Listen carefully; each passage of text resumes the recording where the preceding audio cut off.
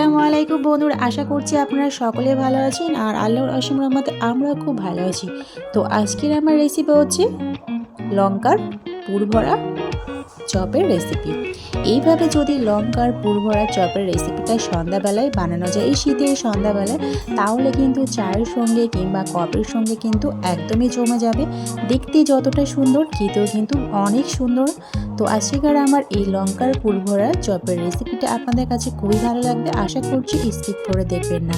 আর ভিডিওটা শুরু করার আগে ছোট্ট একটা লাইক দিয়ে শুরু করবেন। তো এখানে বেশ কয়েকটা আমি কাঁচা লঙ্কা নিচ্ছি। কাঁচা লঙ্কাগুলো ভালোভাবে পরিষ্কার করে জল দিয়ে প্রথমে আমি ধুয়ে নেব।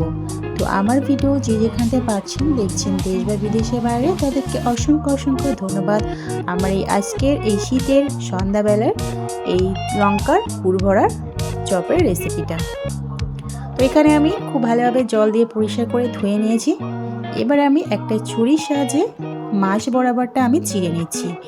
চিড়ে নেওয়ার পরে এবার একটা চামচের সাহায্যে আমি এই লঙ্কার দানাগুলো আমি বার করে নেব।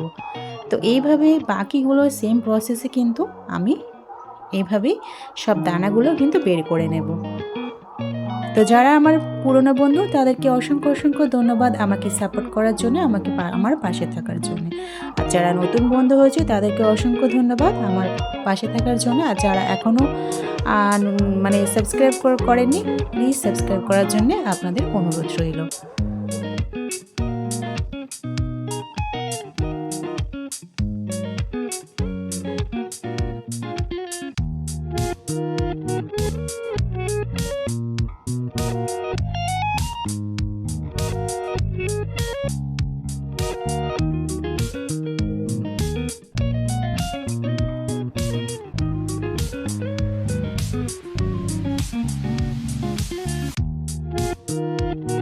এখানে সব লঙ্কার দানাগুলো বার করে নিয়েছি। নেওয়ার পরে কিন্তু একটু জল দিয়ে আমি পরিষ্কার করে ধুয়ে নিয়েছি, যাতে করে কোনো লঙ্কার দানা কিন্তু আর না থাকে। তো এটাকে একটা সাইডে রেখে দিচ্ছি। এবার আমি ব্যাটার বানানোর জন্য আমি 2 কাপের মতো বেসন নিয়ে নিচ্ছি। তবে বেসনটাকে আমি এখানে একটু চা ছাঁকুনির সাহায্যে চেলে নিচ্ছি। এতে করে কিন্তু ব্যাটারটা কিন্তু খুব ভালো হবে। আর যে বেসনের যে দানাগুলো থাকবে না, একটু দলা পাকিয়ে থাকে, সেগুলো আর একদমই থাকবে না। তো এবার আমি এখানে গুঁড়ো মশলা এখানে অ্যাড করছি। এখানে স্বাদ মতো লবণ দিয়ে দিলাম, আর 1 চামচের মতো একটু কাশ্মীরি লঙ্কা দিচ্ছি। আর এখানে দেবো 1 চামচের মতো কালো জিরা, আর 1 চামচের মতো, এই চা চামচের 1 চামচের মতো একটু হলুদ গুঁড়া দিয়েছি। আর এবার একটু ব্যাটারটা অল্প অল্প জল দিয়ে আমি ব্যাটারটা বানিয়ে নিচ্ছি।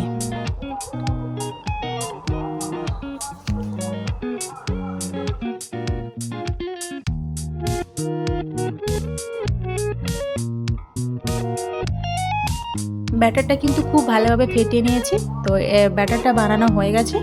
এবার আমি এই ব্যাটারটাকে, এই বেসনের গোলা ব্যাটারটা আমি গ্লাসে ঢেলে নেব, কারণ আমার চপটা বানাতে কিন্তু সুবিধা হবে। ওই লঙ্কাগুলো কিন্তু ডুবিয়ে কিন্তু আমি সুবিধাতে আমি একটা গ্লাসে ঢেলে নিচ্ছি। তো এটাকে একটা সাইডে রেখে দিচ্ছি। এবার একটা ছোট কড়াই নিয়ে নিলাম। এখানে অল্প করে একটু তেল দিয়েছি, সরিষার তেল। এবার এখানে 2টো বড় সাইজের পেঁয়াজ কুচি রেখেছিলাম, সেই পেঁয়াজ কুচি এখানে দিচ্ছি। আর যেহেতু অল্প তেল দিয়েছি, একটু সময় করে আমি পেঁয়াজটা লাল করে নিচ্ছি।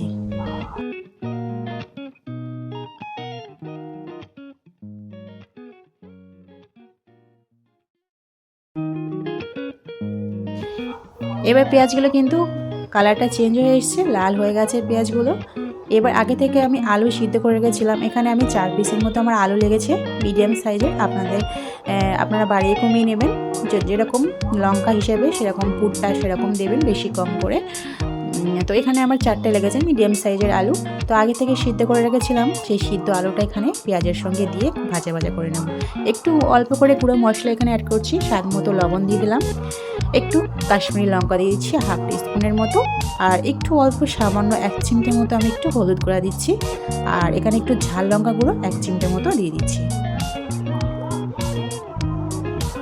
দেওয়ার পরে খুব ভালোভাবে আলুগুলোকে কিন্তু একটু ভাজা ভাজা করে নেব। এখানে আমি 3 থেকে 4 মিনিটের মতো আমি একটু আলুটাকে ফ্রাই করে নিয়েছি। তো এখানে ফ্রাই করা হয়ে গেছে। এবার এই আলুটাকে আমি তুলে নিচ্ছি।